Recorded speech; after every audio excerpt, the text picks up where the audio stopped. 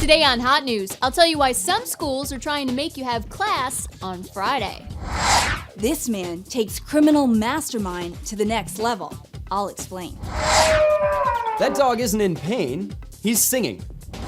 And we'll give you an eardrum full of Bellman Barker. Welcome to a new episode of Hotnewz.tv.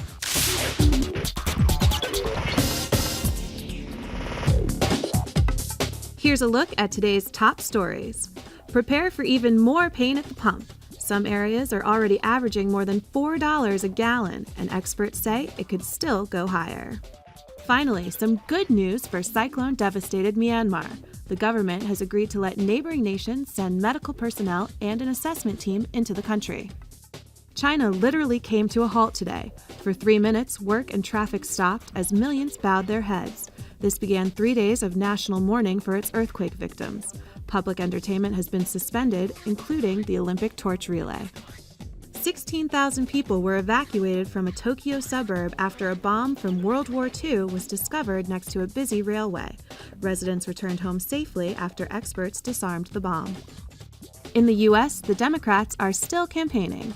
Tomorrow's another primary day. Senator Obama drew a crowd of 75,000 in Oregon, while Senator Clinton encouraged her supporters in Kentucky. L-O-V-E. Ashley Simpson married rocker Pete Wentz this Saturday in a ceremony at her parents' home outside L.A. Dad Joe performed the ceremony, and sister Jessica was the maid of honor. Last year, researchers at the University of Missouri found that students with no Friday classes drank twice as much on Thursdays. Now the University of Iowa is putting that information to good use. It's increasing the number of Friday courses in the hopes of cutting down on binge drinking. And other schools are considering similar moves.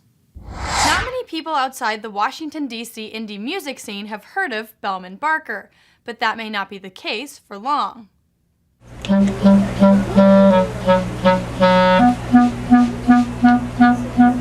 First time we played at this venue, but did a lot of promotion. Hopefully people come out, hopefully they'll like the music. It's melodic pop music that has a bit of edge to it. Hi everyone, we're Bellman Barker, we're from Washington, D.C. To be is dry, hard to smell. They'll take my honey. We spent a lot of time playing in a lot of smaller clubs and kind of building a fan base. We were playing this show at this club in DC called the Black Cat, and we basically plastered the entire city with, I think, close to 200 posters advertising the show. The owner of the club had seen one of the employees at the Department of Waste going around and taking pictures of all the flyers we had put up. We had to go out pretty late at night in the freezing cold and scrape all of these things down. People who saw us taking the posters down were like, hell yeah, I'm coming to that show.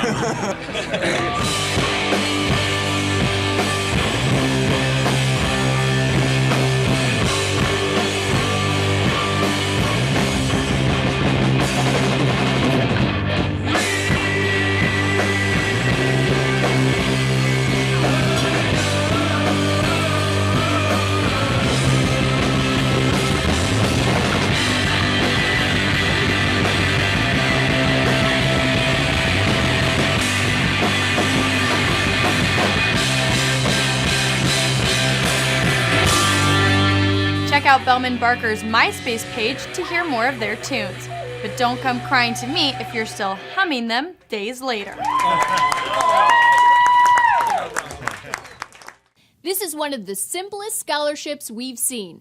Just fill out this form on the Admission Facts website and you could win $1,000. No essay, no letters of recommendation, no requirements that you be a female engineering major from Guam. You pretty much have no excuse not to apply for this one, unless of course you hate getting free money. What celeb said the following, quote, "I had doors slammed in my face as a 14-year-old because my boobs were too big." Was it A, Dolly Parton, B, Jessica Simpson, or C, Pam Anderson? The answer in just a moment.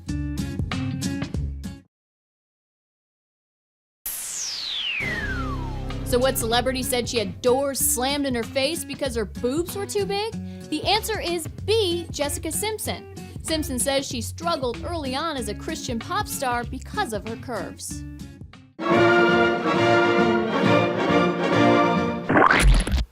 know much about dingoes, except they live in Australia and they occasionally eat babies. But apparently, this dingo sings.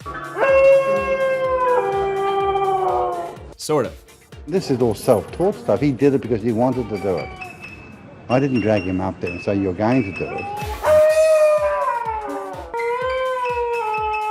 That dog better not quit its day job, but it's still better than a lot of the people who audition for American Idol. You actually can't make this stuff up. Italian authorities are on the hunt for a man who hypnotizes store clerks into giving him cash. The clerks say the last thing they remember is a man leaning over and saying, "Look into my eyes." Then when they come to, the cash is gone. Alright guys, that's it for today's episode, but hopefully you won't have to be hypnotized to tune into Hot News every day this week. So long everybody, and may all your news be hot.